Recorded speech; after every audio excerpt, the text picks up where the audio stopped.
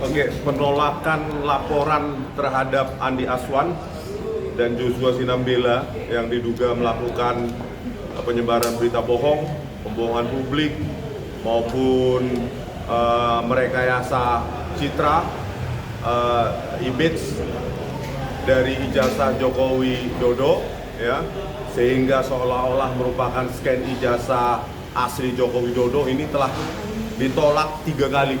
Inilah ketimpangan kita, ya, ketimpangan kita dalam negara hukum 3 kali ya, Bang ya. 2 kali kemarin di Polda Metro Jaya, yang satu oleh Bang Beni Parapat, yang kedua Bang Rustam Effendi, terus yang ketiga hari ini, ya, Bang Beni Parapat di Mabes Polri. Oleh karena itu kita tidak berhenti di sini, Bang. Nanti ada yang akan melaporkan dengan pasal lain. Ya, saya sudah dapat info, mungkin bukan 3235. Kalau yang 3235 saya nanti yang akan melaporkan dan akan berdebat ke penyidiknya, ya, pasal 3235 khususnya. Karena saya sudah mengkaji bahwa mereka telah melakukan rekayasa, ya, hasil registrasi citra yang diupload oleh Dian Sandi Utama diubah perspektifnya menjadi tegak lurus terhadap pengamat atau observer atau sejajar dengan layar, dan diklaim itu scan ijazah asli Joko Widodo. Ini sangat merugikan kami. Karena apa? Ahli yang itu bernama Joshua Sinambela, salah satu ahli yang dipakai oleh kepolisian, ya, sehingga dia meyakinkan penyidik bahwa kami telah melakukan pengeditan, manipulasi secara tidak ilmiah.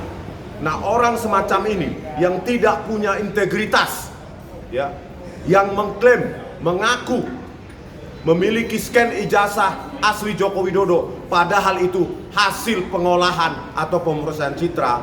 Orang semacam ini kok bisa dipakai oleh kepolisian? Ya, saya bertanya kepada kepolisian, ahli semacam ini yang tidak ada integritasnya, itu sudah berapa ribu kali dipakai oleh kepolisian untuk menangkap, menersangkakan orang. Ini untuk kepentingan publik, agar tidak ada lagi ahli-ahli semacam ini, ahli-ahli pesanan yang mengotak-atik data digital langsung ditersangkakan orang.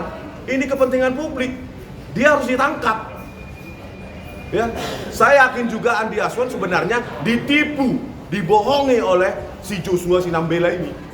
Karena jauh sebelumnya di sebuah tayangan di Facebook atau di YouTube-nya, dia, ya, sudah menganalisa apa yang dinamakan dengan scan ijazah asli Jokowi saat itu, ya.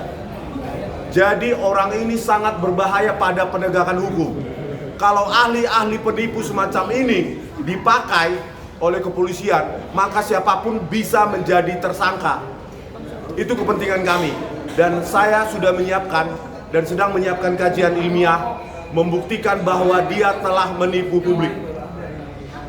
Ya, saya telah menyiapkan, dan saya atau Mas Roy atau Bu Tifa atau ketiganya yang akan melaporkan dia pasal 32 dan 35.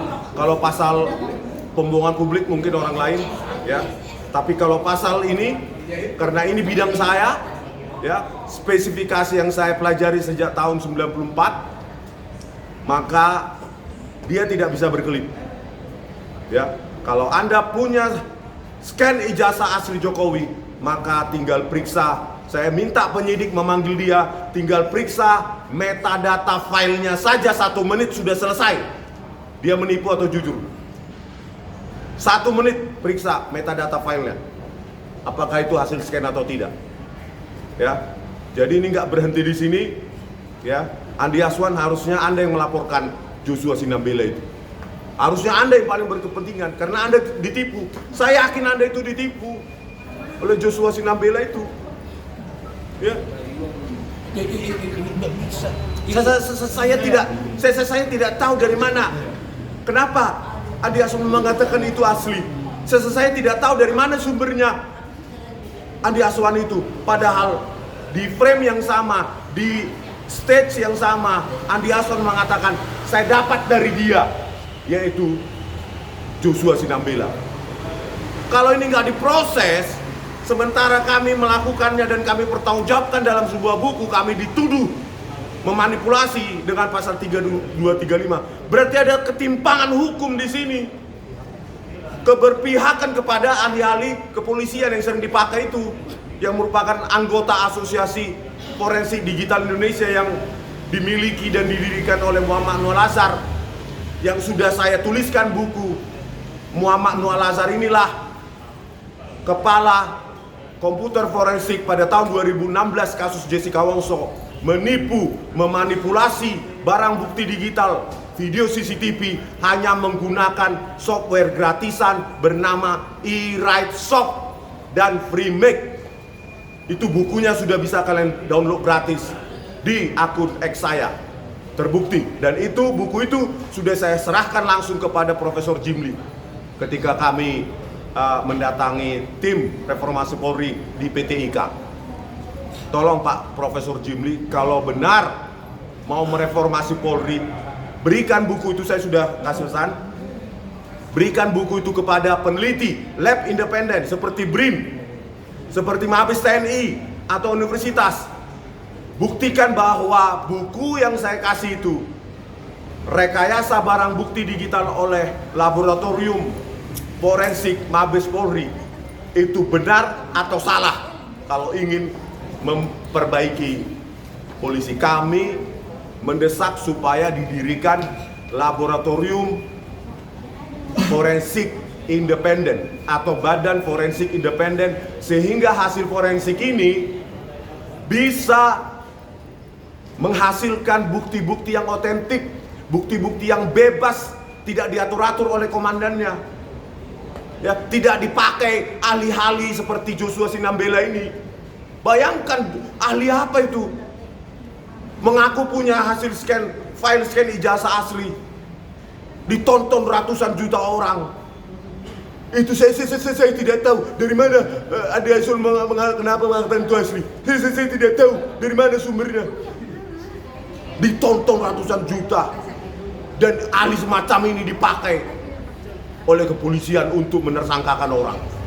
Bagaimana ini Pak Presiden Prabowo Subianto? Kalau ahli-ahli semacam ini seperti Joshua Sinambela, seperti Muhammad Nur Al-Azhar memanipulasi hasil forensik untuk menersangkakan anak bangsa, ambruk penegakan hukum di Indonesia. Ini kepentingan kita bersama. Halo Andi Aswan, laporkan itu Joshua Sinambela. Saya yakin Anda inosen dan Anda mendapatkan info yang salah. Mungkin gitu ya. Mungkin ada pertanyaan dari yang rekan-rekan semua pada media. Kami menjelaskan tentang kronologis kami melaporkan tentang hal-hal yang pasal 3235 untuk menguatkan keterangan-keterangan yang mana telah dilakukan oleh Azwan dan Andi Azwan dan Joshua Sinambela. Nah, ini kita sudah laporkan ke SPKT, lalu SPKT dilanjutkan ke cybercrime, ke atas. Setelah di atas kita negosiasi bersama-sama mengungkapkan pasal-pasal yang telah ditentukan yang bermasalah, yang pasal 3235 tersebut. Lalu kami sebagai pelapor diarahkan kembali ke SPKT untuk menerangkan, dan lalu sampai turun ke bawah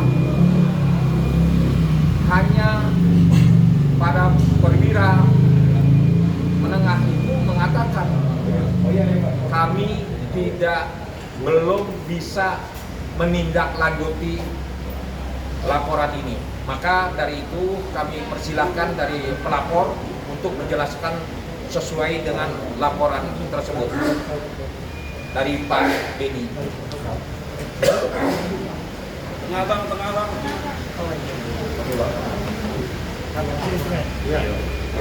Oke, mantap Pak Bukhari. Baik, terima kasih teman-teman media atas jawabannya. Hari ini tanggal 10 Desember 2025 kembali saya Ahmad Bukhari Husaini mendampingi prinsipal saya Pak Beni Parapat. Tentunya ini merupakan keberlanjutan daripada tanggal 28 Desember 2025 yang sebelumnya kami sempat melakukan laporan di Polda Metro Jaya, yang mana substansi laporan kami tersebut dari jam 10 pagi sampai dengan jam 10 malam ditolak. Adapun argumentasi yang ditolak atau yang diberikan oleh penyidik Polda Metro Jaya pada saat itu berkaitan bahwa laporan yang berkaitan dengan pasal 32 dan 35 yang mana terlapornya adalah Andi Azwan, secara kronologi kejadian lokus delik, kejadian tindak pidana itu terjadi di tanggal 19 November dan tanggal 25 November, yang mana Andi Azwan mengklaim mengatakan bahwa dirinya mengantongi dan memiliki scan ijazah asli Pak Jokowi. Namun di tanggal 25 dirinya tidak mampu membantah argumentasi dan klaim secara keilmuan yang disampaikan oleh Roy Suryo CS.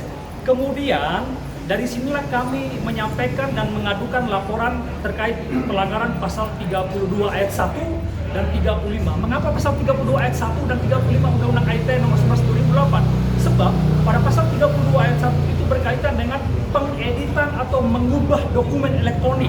Kemudian di pasal 35-nya berkaitan dengan manipulasi data elektronik seakan-akan itu data otentik. Dan itu unsur-unsurnya telah terpenuhi semua yang dilakukan oleh Andi Azwan. Namun dapat kita ketahui bersama di tanggal 28 November di Polda Metro Jaya laporan kami ditolak. Berangkat dari sini kami masih melakukan upaya hukum. Selanjutnya di hari ini untuk membuat laporan di Mabes Polri, Bareskrim. Namun dari jam berapa tadi ya Pak? Dari jam 10 ya? Ya, dari jam setengah 11 sampai dengan saat ini ternyata hasilnya pun tidak lebih sama. Yang mana bisa kami sampaikan penyidik Bareskrim Mabes Polri menyampaikan bahwa terkait pasal 32 ayat 1 dan pasal 35 Undang-Undang nomor 11 2008 ITE itu harus Pak Jokowi yang melaporkan. Kami sampaikan tidak Pak, ini bukan delik aduan, ini delik umum. Siapapun yang menyaksikan KUHP pasal 108 ayat 1 menyampaikan siapapun masyarakat menyaksikan adanya tindak pidana, dia memiliki hak untuk melaporkan.